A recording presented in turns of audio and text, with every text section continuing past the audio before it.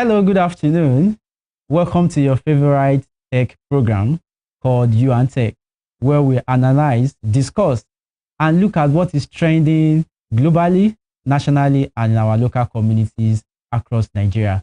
I remain my humble self, your host, Temitope Olajejo, also known as Creative Temi across all socials. Today on You and Tech, we are going to be looking at the top trending tech news that has shaken the technology space globally and locally.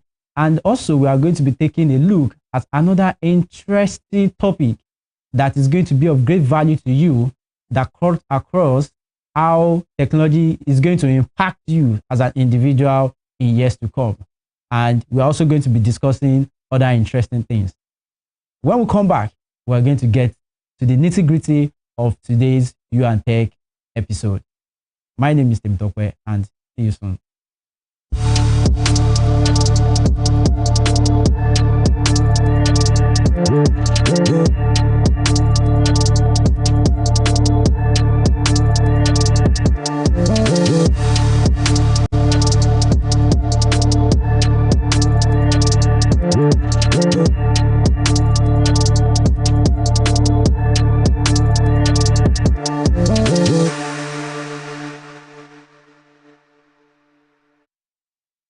Welcome back to your favorite technology program, You and Tech. And on today's episode, we are going to be taking a look at top trending tech news of the week. And the first news on our agenda today is a very interesting news that has shaken the world of technology in Nigeria. There is a company called Alezo, and this company actually took a loan from Microfinance Bank, the Money Point Microfinance Bank, to finance their operations. But what makes this story very trending is that the Microfinance Bank, also known as Money Point Microfinance Bank, has decided to take over the assets of Alezo because Alezo has failed to remit the 5 billion naira loan with interest that they took from Money Point Microfinance Bank. However, after the news generated a lot of controversies online, the CEO of Alezo said, also known as Mr. Adewale Opale, made clarification on Thursday in a chat that the video circulating online had shown several vehicles in the company facilities as being put for sale.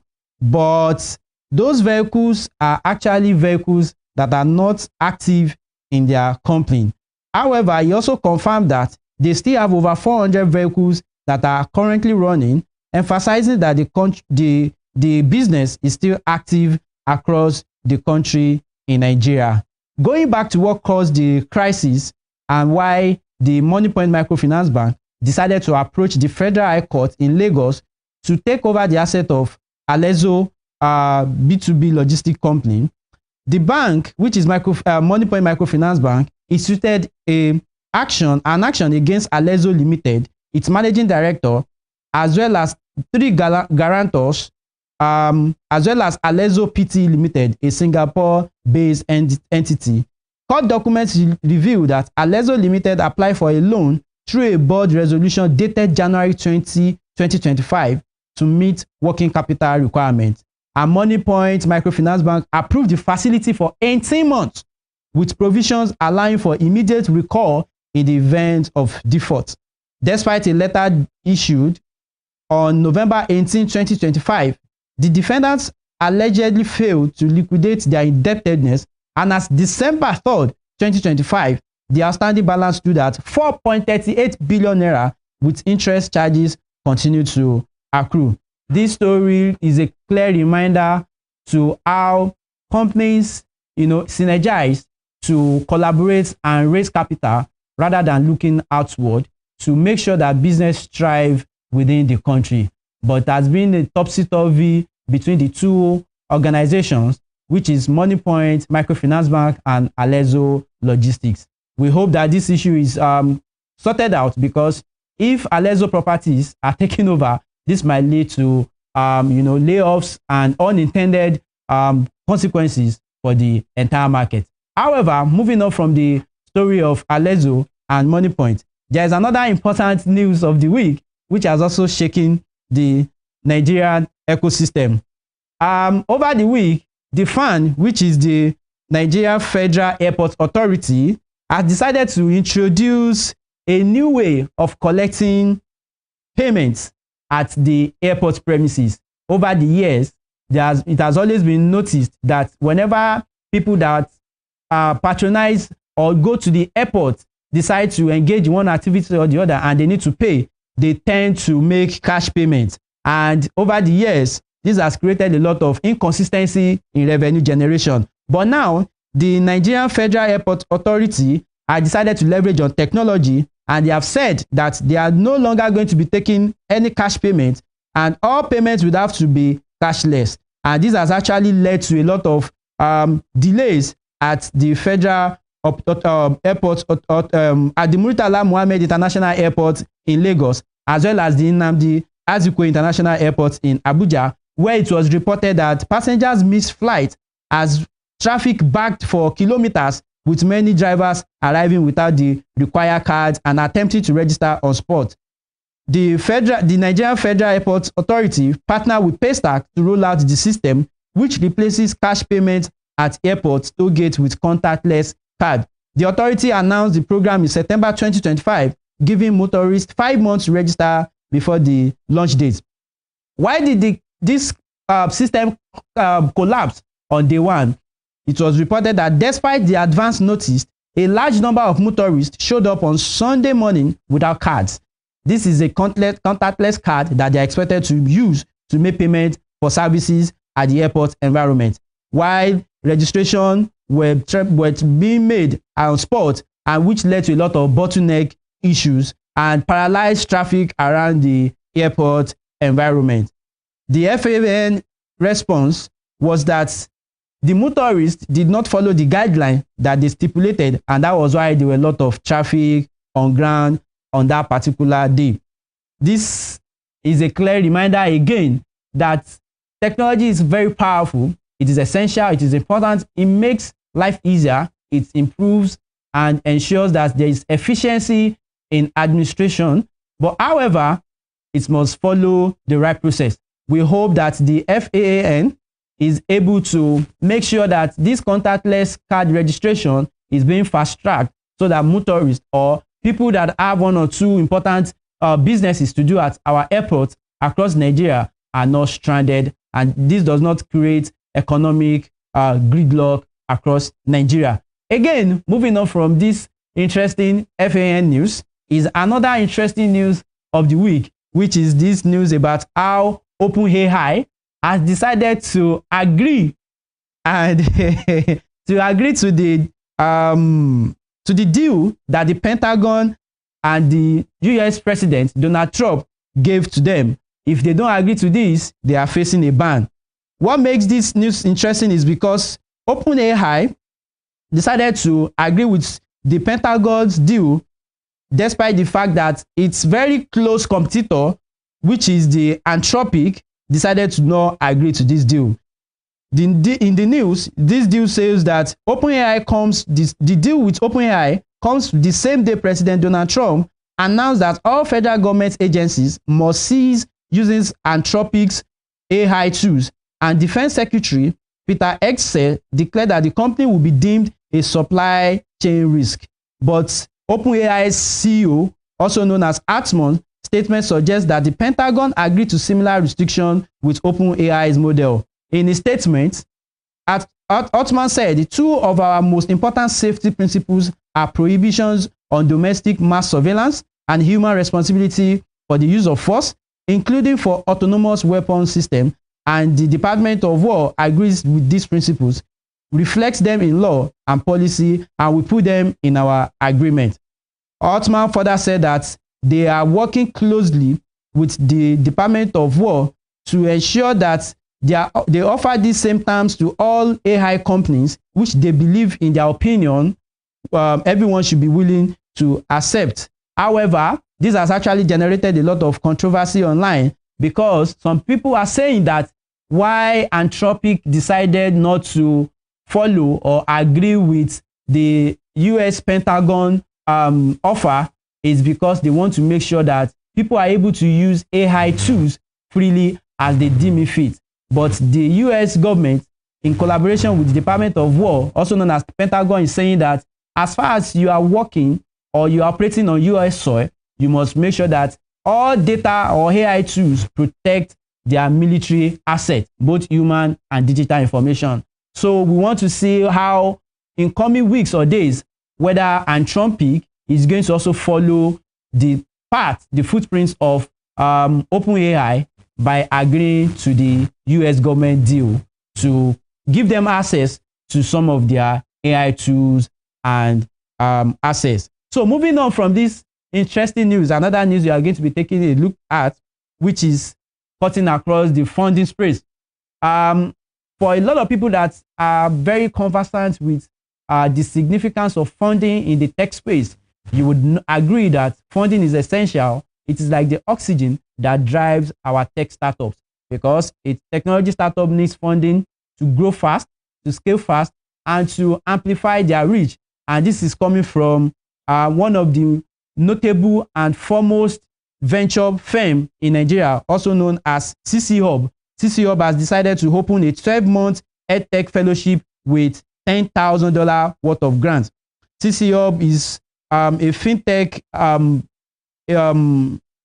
a venture capital founded in 2010, and it is one of Nigeria's foremost innovation center. And it started in Lagos, which has grown to spread across Kigali, Nairobi, and Windhoek. And what CC Hub is saying is that they have decided to open up application for the 4th cohort of its EdTech fellowship. And this fellowship is designed in partnership with Mastercard Foundation, which is going to be supporting more than 70 EdTech startups across Africa. In this 4th cohort, CC Hub is saying that this fellowship is shifting focus to founders building for communities often overlooked by mainstream EdTech solutions. And the program will select 12 early-stage education technology startups to receive $100,000 in equity-free funding, alongside a 12-month incubation program. Participating startups will also gain access to mentorship, technical support, as well as ecosystem partnership to help them refine their products and scale sustainably. And according to CC Hub, this application is going to be closing on March 30th, 2026. CC Hub is saying that rather than following the regular model, they are focusing more on education-focused startups this time around. And according to one of their key managing partner, Nisimadu, saying that cohort 4 reflects their commitment to supporting solutions designed for learners who are often underserved by mainstream innovations. And this means building for real-world environments where infrastructure may be limited and implementation requires contextual understanding. So for anyone that is building a startup that is centered around education, I think this is an offer that is open for everyone to apply for, and it comes with an $100,000 equity-free funding with other opportunities embedded.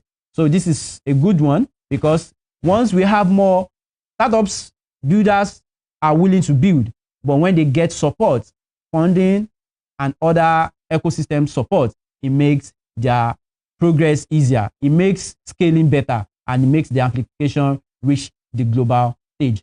So this is a wrap on our top trendy tech news, and we are going to be going on a very short break now. When we come back, we are going to be touching another very important, sensitive topic in the world of technology. The program is You and Tech. We are seeing soon again.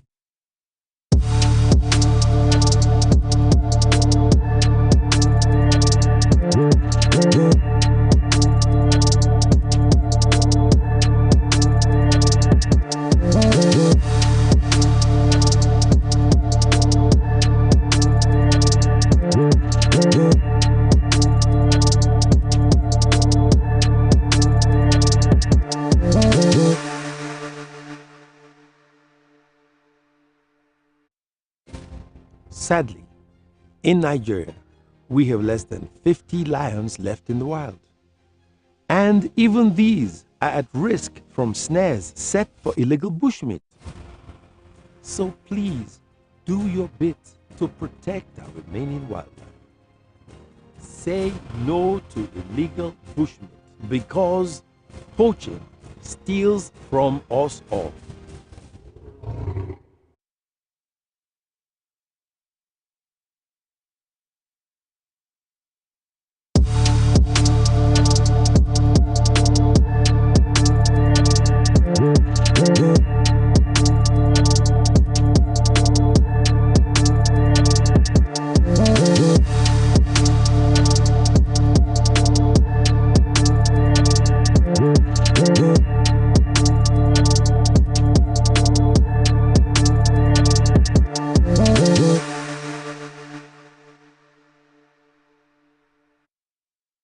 Welcome back to You and Tech, your favorite technology-focused program where we discuss, analyze, and look at what is trending in the world of technology globally and nationally in our country, Nigeria. And again, we are going to be taking a very interesting look at something that is very important, something that if you are not very careful, you will be lost. This is something that the world of technology is fast growing, fast evolving, and before you even blink an eye, new advancement is coming out every day. In fact, if you look at what is trending globally now, technology is playing a key role in what is happening even at the military level, at political level, at educational level. We are now in a stage whereby it is either you embrace it or you get left behind. And the topic is very simple. Your skill will matter more than your degree in the next 10 years. When we were very young, they used to tell us, go to school, right? Attend your classes. When you attend your classes, you're expected to do your assignments. When you do your assignment, you're expected to participate in tests, and more importantly, and ultimately, write your examinations. Then after examinations, you know what you do? You do your project. I remember then when I was in school, after writing exams and doing a whole lot, you're expected to write your final year project. I remember that it took me almost like series of weeks to get each of my projects approved. I had to spend hours making research with my system, documenting, editing, typing everything by myself. There was no AI then. I can tell you for a fact today that what I spent several weeks on, right, can actually be done in less than 15 minutes as I'm seated right here. You can now imagine that the technology that we did not have, the advancement that we didn't have some years back, we now have it at our fingertips. The question is now, after going to school, what happens? What happens to your skills? What happens to your degree? Is degree more valuable than your skills? Or are you someone that is applying your skill set with your degree? And this takes me to why it is very important that as a very young, smart, or business-oriented individual out there, it is key, it is also important that you must know that degree is essential, but skill is more ultimate. If you look at what is also happening in the trend today globally, you discover that for over the past months now, international organizations, tech giants, have been laying off massively their staff. How and what led to this? The answer is very simple. They've discovered that what 2,000 people will do, a single AI agent can do it excellently. And if there is a need for a human being to review, they don't need 10,000 again. They don't need 2,000. They probably just need 2 to 3 people. Now, as an organization, what do you expect them to do? They have to prune people. They have to look at people that their degree or their skill sets are no longer as critical to the importance and the economic value of that organization. That is why you will get to hear that so number of people have been laid off.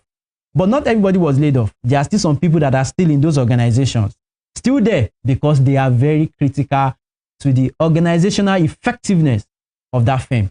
And that takes us to why skill is way essential than just packing degrees. So if you are still out there, it is good to go to school. It is good to get your degree. It is good to participate. But remember that as you are accumulating those degrees, it is also essential that you are also backing them up with skill sets that are relevant to your industries. If you need to go to conferences, if you need to attend workshops, if you need to attend every critical trainings that will back up your degree. Don't procrastinate. This decade is at the early stage. Organizations all over the world are still struggling. They are looking at, should they lay off some people or should they not? But clarity will come in coming weeks. Clarity will come in coming years. And those that are no longer as critical to the survival of that organization will find themselves to be blamed.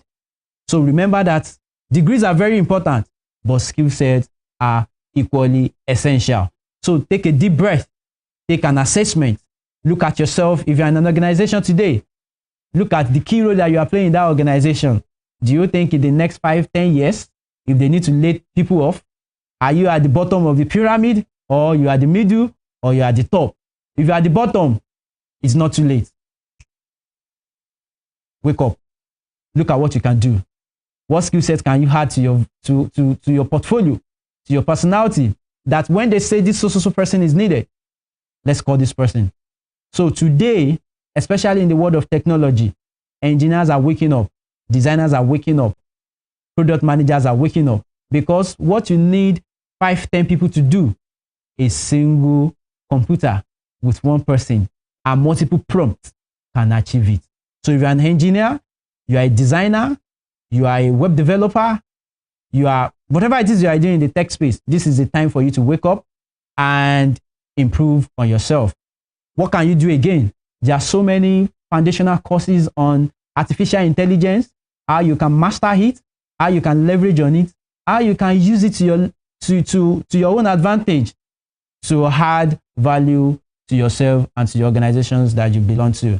So this is another clarion call for you that degrees are essential, but skills are ultimate. So wherever you are, make sure you are of value to them, because more layoffs are coming. More internal reorganizations are coming. So be at the top and be positioned with your skill set. So we are wrapping this up.